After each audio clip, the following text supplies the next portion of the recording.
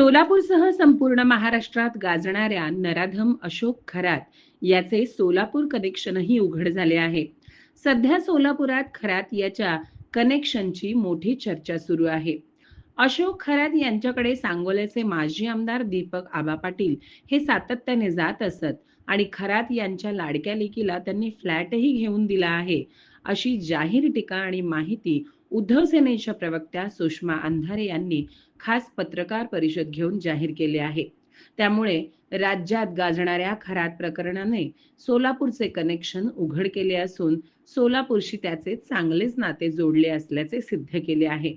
मंगळवेढा हे निमित्त झाले असले तरी त्यामुळे आणखीन जिल्ह्यातील कोणकोणते राजकीय नेते किंवा मान्यवर खरातच्या सावलीत उभे आहेत आणि त्या सावलीखाली काय काय करत होते याचे चित्र लवकरच उघड होण्याची शक्यता वर्तवली जात आहे. दीपक आबा साळुंके जे सांगोल्याचे आहेत, या दीपक आबांचे सुद्धा आर्थिक व्यवहार खरात सोबतचे हळूहळू पुढे येताना दिसतात. खरातच्या मुलीला एक आय थिंक 32-34 लाखाचा, माझ्याकडे आता प्रिंट नाहीये पण मी आपल्याला सॉफ्ट कॉपी देईल त्याची, गिफ्टेड केलेला फ्लॅट आहे. या सगळ्याचे धागेदोरे आपल्याला सांगोल्यामध्ये सापडतील. आता ही सगळी जी माणसं आहेत जी खराचं भोंदूपणा आणि ते प्रस्थ वाढवण्यासाठी जाणीवपूर्वक मदत करत होती.